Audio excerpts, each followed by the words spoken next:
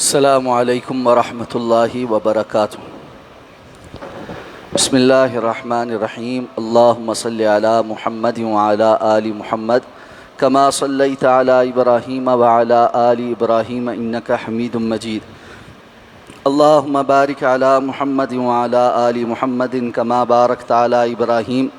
وعلی آل ابراہیم انک حمید مجید۔ باب المساقات والاجارہ۔ عن عبداللہ ابن عمر رضی اللہ عنہما ان رسول اللہ صلی اللہ علیہ وسلم عامل اہل خیبر بشطر ما یخرج منها من ثمر او زرع متفق علیہ۔ وفی روایت لہما فسألوه ان يقرهم بها على ان يكفوه عملها ولهم نصف الثمر فقال لهم رسول الله نقركم بها على ذلك ما شئنا فقروا بها حتى اجلاهم عمر رضی اللہ عنہ۔ مساقات یعنی زمین کو پانی لگانا اور اس میں موجود درختوں وغیرہ کی دیکھ بھال کرنا، اور ایسا کرنے والا اور زمین کے مالک کے درمیان پیداوار کو تقسیم کرنے سے متعلق احکام و مسائل اس باب میں ذکر ہوں گے۔ حضرت عبداللہ ابن عمر رضی اللہ تعالیٰ عنہ سے روایت ہے کہ جناب نبی کریم صلی اللہ علیہ وسلم نے اہل خیبر یعنی خیبر میں جو یہودی آباد تھے کے ساتھ ان کی زمینوں کے پھلوں یا کھیتی کی پیداوار کے نصف پر معاملہ کیا۔ یہ حدیث صحیح بخاری اور صحیح مسلم کے متفق علیہ روایت ہے۔ اور دوسری روایت میں تفصیل ہے کہ جناب نبی کریم صلی اللہ علیہ وسلم سے اس بات کا سوال کیا کہ یعنی یہودیوں نے اس بات کا سوال کیا کہ آپ صلی اللہ علیہ وسلم ان لوگوں کو خیبر کی زمینوں پر اس شرط پر رہنے دیں کہ وہ ان زمینوں میں کام کرنے سے مسلمانوں کو کفایت کر دیں، یعنی خیبر کی زمینوں میں کام وہ کریں گے اور انہیں پھلوں کی پیداوار کا نصف ملے گا۔ اس پر نبی کریم صلی اللہ علیہ وسلم نے انہیں ارشاد فرمایا کہ ہم اس بات پر تمہیں ان زمینوں پر باقی رکھتے ہیں کہ جب تک ہم چاہیں گے، یہاں تک کہ حضرت عمر رضی اللہ تعالیٰ نے آ کر جب خلافت سنبھالی تو انہیں خیبر سے جلا وطن کر دیا۔ مساقات کہتے ہیں کہ زمین کسی شخص کی ہے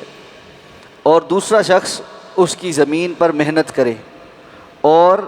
وہاں پر کھیتی اگائے یا جو باغات وغیرہ ہیں ان کی دیکھ بھال کرے اور وہاں نئے پودے لگائے، تو اور جو لگانے والا ہے، جو محنت کرنے والا ہے، وہ اس کھیتی میں جو بھی پھل ہو اس پر زمین کے مالک کے ساتھ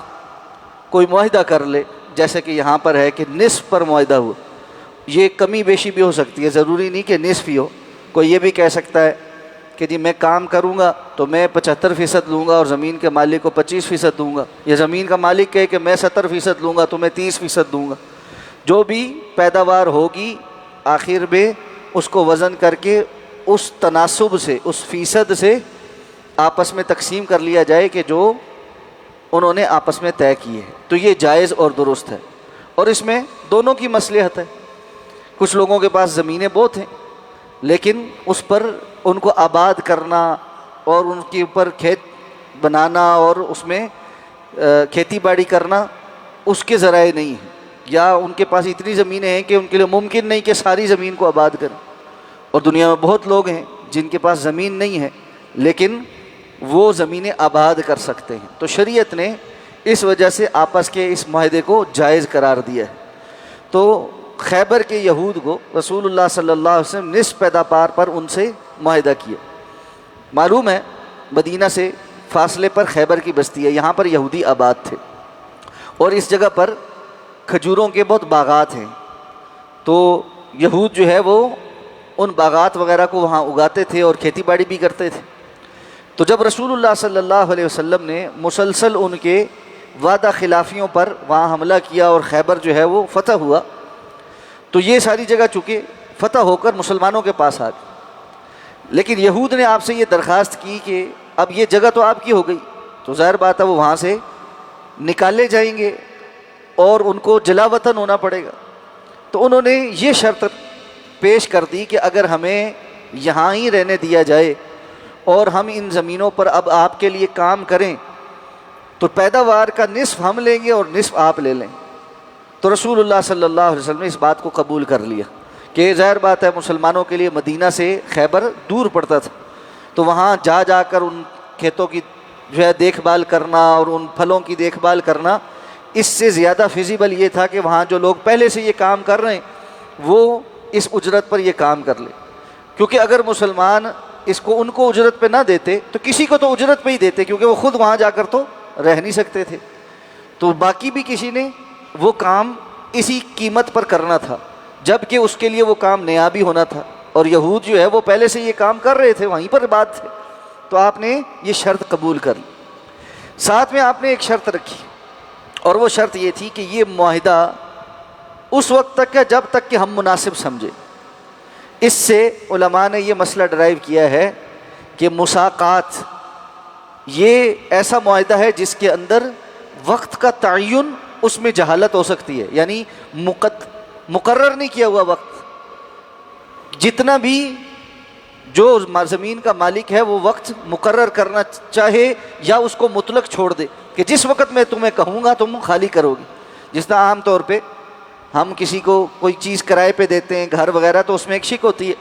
کہ اگر میں نے خالی کروانا ہوگا تو میں 1 مہینہ پہلے یا 2 مہینے پہلے نوٹس دوں گا اور میں خالی کروا سکتا ہوں۔ تو اجارہ یا مساقات یہ ایسے معاہدے ہیں جن میں ضروری نہیں ہے کہ بالکل وقت کا تعین ہو، جس طرح پہلے ہم نے سلم کی بیع میں پڑھا تھا کہ اس میں وقت کا تعین ہوتا ہے، لیکن یہاں پر وقت کا تعین ضروری نہیں۔ اور پھر اس روایت کے آخر میں ہے کہ حضرت عمر رضی اللہ تعالیٰ عنہ کے دور تک وہ خیبر کے یہودی وہیں رہے، اور بعد میں جو انہوں نے سازشیں وغیرہ کی تو حضرت عمر رضی اللہ تعالیٰ عنہ نے ان کو وہاں سے بھی بے دخل کر دی۔ تو خیبر کے فتح ہونے کے بعد تقریباً 14 سال یہود جو ہے وہ خیبر میں اس شرط پر کہ پیداوار کا نصف مسلمانوں کا ہوگا اور نصف ان کا ہوگا، رسول اللہ صلی اللہ علیہ وسلم کے اس معاہدے پر وہاں کام کرتے رہے۔ اور حضرت ابوبکر کے دور میں بھی اسی طرح رہا، حضرت عمر رضی اللہ تعالیٰ کے دور میں بھی ایک مدت تک اسی طرح رہا، اور اس کے بعد جو شرط رسول اللہ صلی اللہ علیہ وسلم نے رکھی تھی کہ اگر ہم چاہیں گے تو تمہیں بے دخل کر دیں، تو حضرت عمر رضی اللہ تعالیٰ نے اس شرط کو ایکسرسائز کی کہ اب یہاں پر ہمیں وہ قابل قبول نہیں ہے۔ اس سے متعلقہ جو مزید مسائل ہیں وہ انشاءاللہ اگلی احادیث میں آئیں گے، پھر ان کو پڑھیں گے۔ سبحانک اللہم و بحمدک، نشہد ان لا الہ الا انت، نستغفرک و نتوب۔